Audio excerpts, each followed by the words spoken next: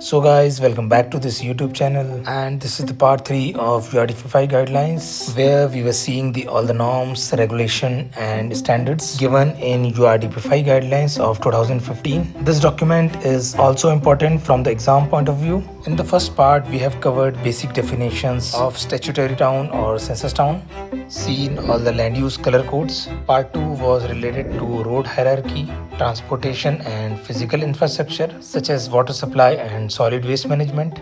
And in this part we will see social infrastructure starting with education sector. So if we planning a city for its next 10 to 20 years, we need to provide schools, colleges and universities based on the population of the city. And URDPFI guidelines gives specific numbers that how much schools we needed, how much area need to allocate for education facilities and where it should be located in the city.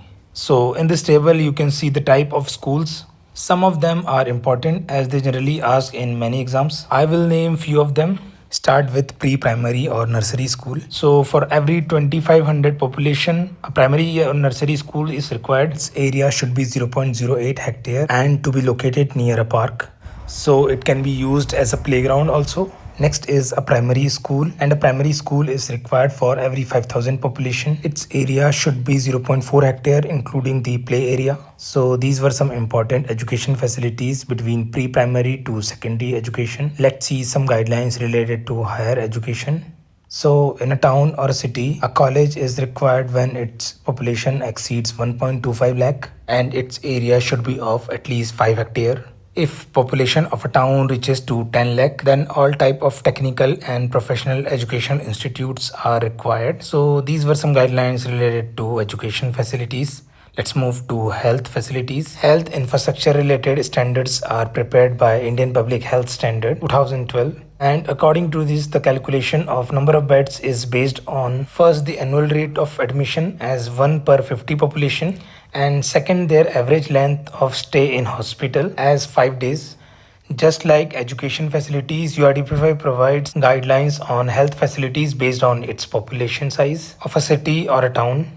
On the right side of the screen, you can see a table with type of health facilities, the number of beds, population size of each facilities and their required area. So a dispensary is required for every 15,000 population size and a polyclinic is required for every 1 lakh population size. So these were some common facilities. Please read the table for more detail.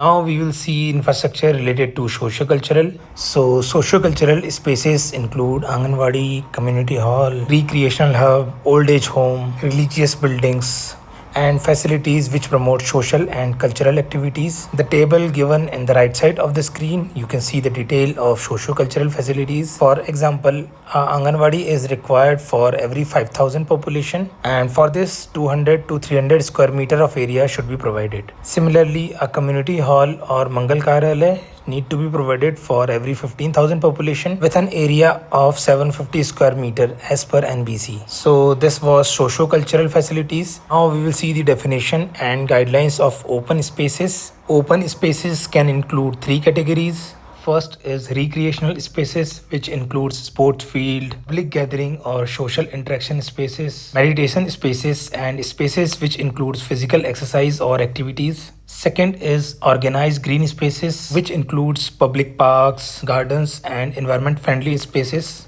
Third category is other common open spaces, which includes floodplains, forest, and any kind of conserved open areas.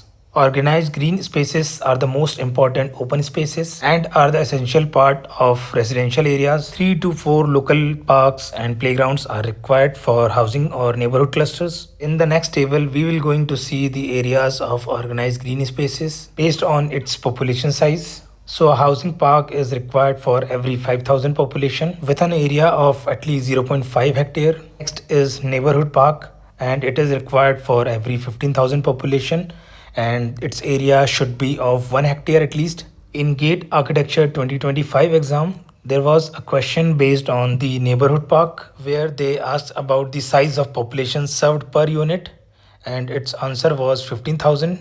Next higher hierarchy of organized green spaces is community level park, and the minimum area of such park should be 5 hectare and it should be served for at least 1 lakh population. Next is district park, and they are required for at least a city with 5 lakh population. The size of such park should be at least 25 hectare, and when the city's population crosses 10 lakh, a sub-city park is required with an area of 100 hectare. So these guidelines are mainly for plain areas. Let's see for hilly areas. In hilly areas, a housing area park is required for every 5,000 population, very similar to the plain areas, but its area should be between zero point 0.5 to 1 hectare. A neighborhood park is required for every 10,000 population, with an area should be 1.2 to 2 hectares. So these were some guidelines for organized green spaces in hilly areas. Each have their different population serving size and areas. Similar to such guidelines for open spaces in hilly areas, there are guidelines related to other social infrastructure in hilly areas. Let's start with education facilities. Primary school and secondary schools are the most important ones, and these can be asked in many exams. Next is health facilities. Just remember the guidelines for dispensary, nursing home, PSC, and district hospital, as they are important and can be asked in exams. Third is other facilities, which you can see on the screen. This include milk booth, banquet hall, religious buildings such as temple, mosque and churches. They also include cremation ground and community welfare centers. Such centers are very common in Northeast India, especially in states like Manipur, Mizoram, and Nagaland. These are tribal dominated states where the community's strength is strong. Then comes the various services such as post office, police station, fire station, and electrical substations. So just read them all the services.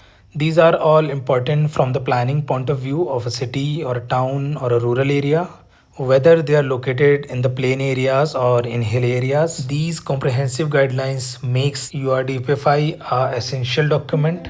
So friends, that's all in this video.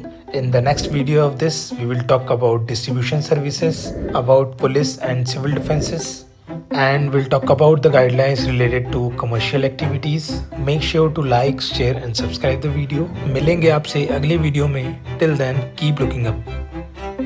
You're watching Architecture and Planning with Rahul.